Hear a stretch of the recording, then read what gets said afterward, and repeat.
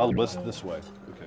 You can say, like, who's the excessive one here? Cigar, coffee. Like, I'll tell you. like, Yes, Check out the seat there. We're gonna bring another one. Yeah, this is Europe.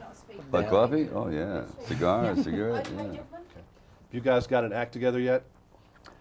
No, you got us. We're still a little naive. Still working on Yeah, this? it's a little raw. Did you guys hang out any in the movie, or did you, since you were adversaries, did you think you shouldn't stay together, or did you go have dinner and that kind of thing? We had dinner a couple times, but you know, we would work at different times, and I don't know about you, but I was like exhausted.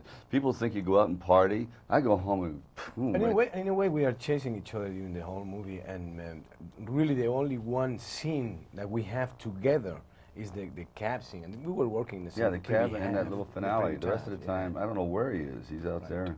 Yeah, but you get the impression as an audience member that you're there together All the the whole time. time, you know, because he's like around the corner all the time. That's the genius of good directing. In this movie, not that you haven't acted in the other movies lately, but I mean, you really got to do some different kind of acting in this film. Finally.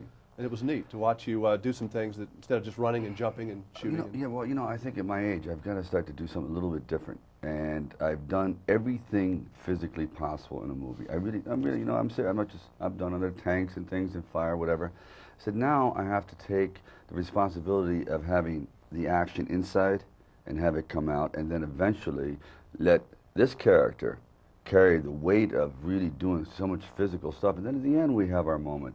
But not to be all muscle the whole movie. I think that I can't sustain that any longer. But that's where you started. That's where I started.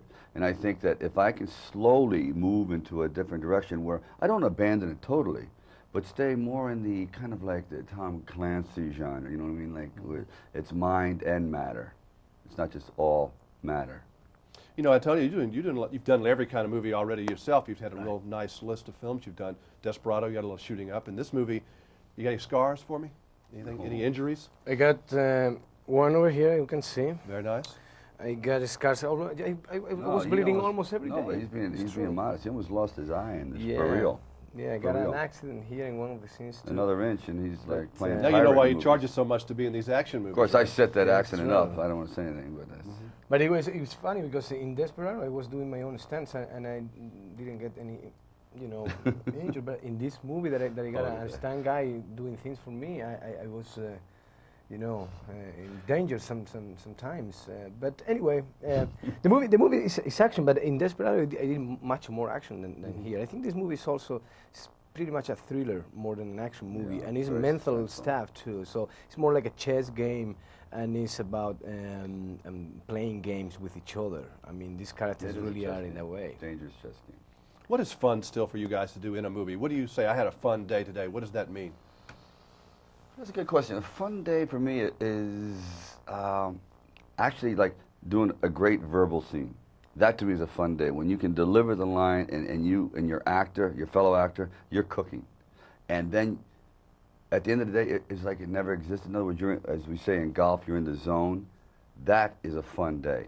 To me, going there and doing stunts all day, that's not a fun day. That's horrible. For me, a fun day is those days that you can break some of those walls that you impose to yourself. When you break and open a new door and you enter a new space and you discover things about yourself and you surprise yourself.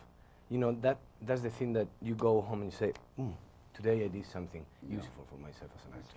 And I guess to see something new that you've done, I mean, when a director can push you to that next step, because you've been doing this a long time, it's probably a little harder to punch you. It is, really. It's the old dog, new trick syndrome. It is, you know, come on, Stallone, stop using the, you know, Rambo voice and the Rocky look and this thing, you know. I saw that in Cobra, don't do that. Believe me, that's the truth. And he would be on top of me, he goes, the voice, like, what are we doing down here? Get it up, up. So yeah, he's absolutely right, and I should have thought of that. When you break into a different character, and it works. See, I haven't seen the movie put together. I've seen pieces of it.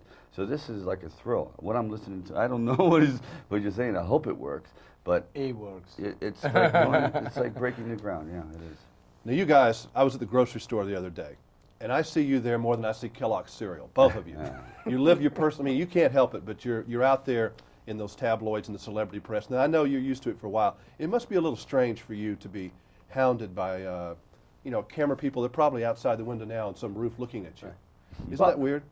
Yeah, it's weird. I had time anyway because I've been in this profession for a long time now, and if I was not the victim, I've seen a lot of comrades and people around me that they were victims of this kind of behavior. But anyway, the thing is probably I've been a little bit ingenuous at the beginning of my new life, to call this in some way, and I've been treating everybody so nice and so like this, and suddenly I got an answer that was not in that way. So probably what I should do is probably just I think. Did you give him any advice? You know? Because you're Mr. Grocery Store. I tried. I said, really, you can either sue him, you can sit there and take it inside and be so angry that it wrecks your whole day, or you realize that in 24 hours, it's going to be someone else. It's going to be me in a scandal. It'll be some other actor in a scandal. Just be patient, you know, because it all goes away. The one thing, people do get bored quickly. They do, and they'll move on to some other scandal. But there's nothing you can do about it. I hate it. It's unfair. And I think it's a real infringement on our privacy. But until they change the laws, there's nothing we can do about it. On that note, gentlemen, nice seeing you again. Thank you. Okay, thank you. But you're there all the time, these grocery store Oh, things. my God.